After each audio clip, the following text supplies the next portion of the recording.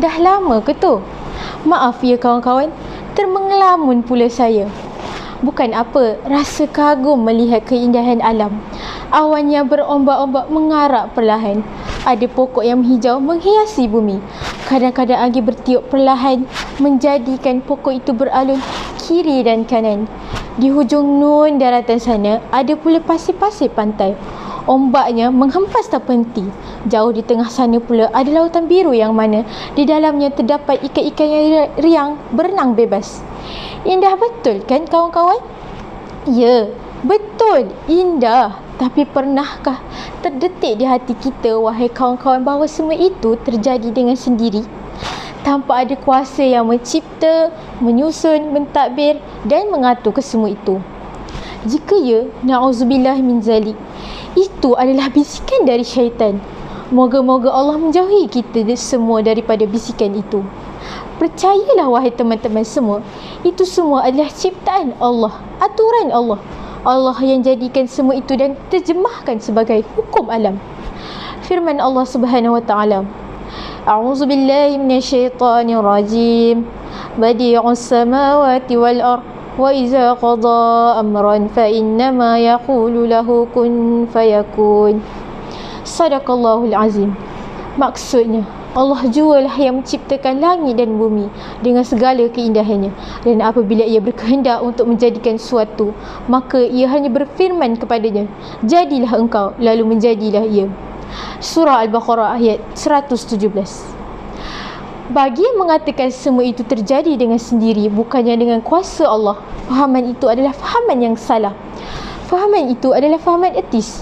Jauhilah fahaman ini wahai teman-teman semua. Fahaman ini sangat menyimpang jauh dari apa yang Islam ajarkan.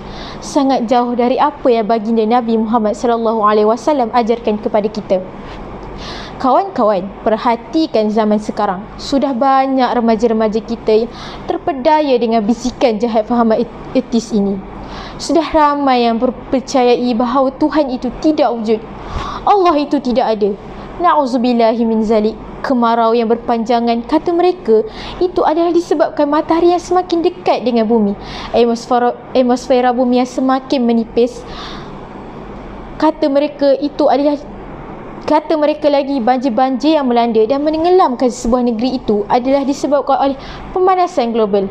Ais di kutub utara semakin mencair. Semuanya disebabkan oleh tangan-tangan manusia. Aduh, jauh sekali mereka hendak mengatakan bahawa semua itu adalah dari Allah. Kata mereka lagi, mana Allah? Aku tak pernah nampak Allah. Bagaimana bentuk Allah? Aku juga tidak pernah mendengar suara Allah. Jadi tak mungkin Allah itu wujud. Sedangkan wujud itu maknanya ada. Kalau ada, di mana dia? Nah, itulah hujah etis. Tidak dapat rasa kewujudan dengan jeria lima mereka. Terus sahaja mereka katakan sesuatu itu tidak wujud.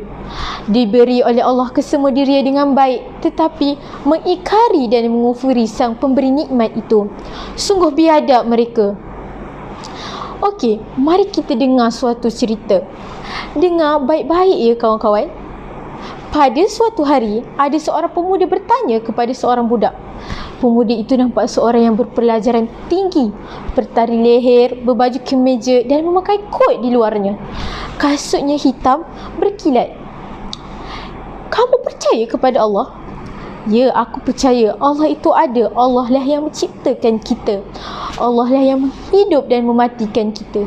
Kenapa? Kamu tak percaya dengan Allah ke? Aku tak percaya. Aku percaya apa yang aku nampak sahaja. Kamu percaya Allah itu ada, tapi kamu tak pernah lihat Allah itu bagaimana. Mesti kamu seorang bodoh kan? Percaya apa yang tak dapat dilihat? Budak tadi terdiam, melihat pemuda tadi dari atas ke bawah. Mungkin dalam hatinya meragui kepercayaan yang selama ini diajar oleh ibunya bahawa Allah itu maha berkuasa atas segala sesuatu. Tapi dia tak pernah terfikir, jika Allah itu berkuasa, di mana Allah?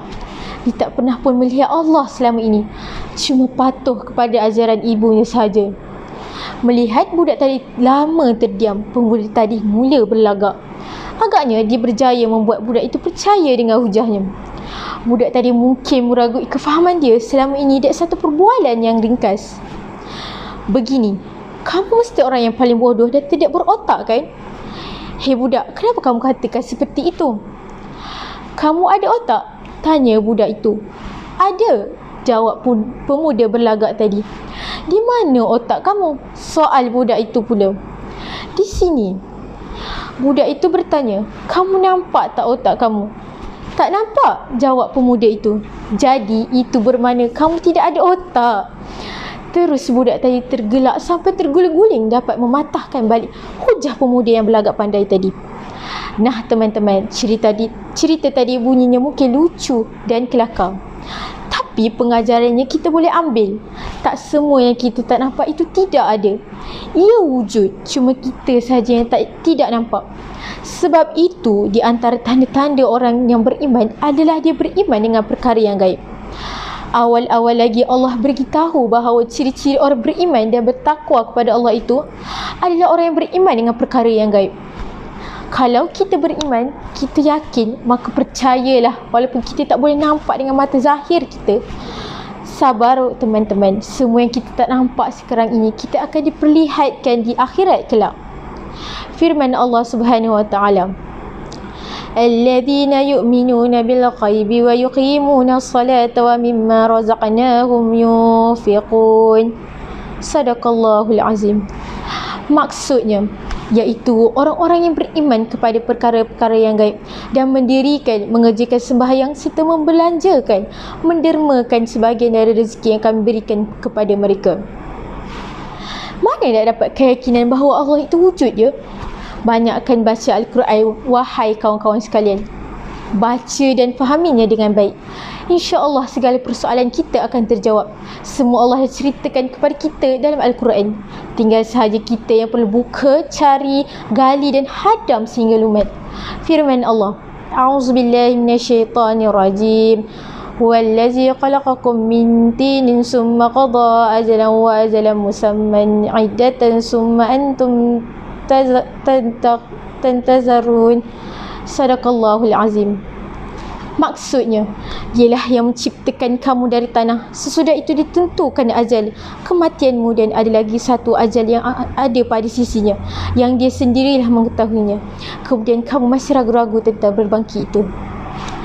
Kawan-kawan sekalian, ingatlah kita bahawa Allah jualah satu-satunya tempat untuk kita bergantung, berharap dan memohon apa jua yang dipinta. Ingatkah kita dengan surah Al-Ikhlas? A'udzubillahi minasyaitanirrajim. Qul huwallahu ahad, Allahus samad, lam yalid wa lam yulad wa lam yakul lahu kufuwan ahad. Sadaqallahul azim. Maksudnya, katakanlah wahai Muhammad, Tuhanku ialah Allah yang Maha Esa, Allah yang menjadi tumpuan sekalian makhluk untuk memohon sebarang hajat. Ia tiada beranak dan ia pula tidak diperanakkan, dan tiada siapa pun yang serupa dengannya. Suka saya ingin bacakan serangkap pantun. Dari Malaysia hingga Singapura, singgah ke Pekan untuk membeli belah. Ingatlah wahai teman-teman semua, kepada Allah jua kita berserah.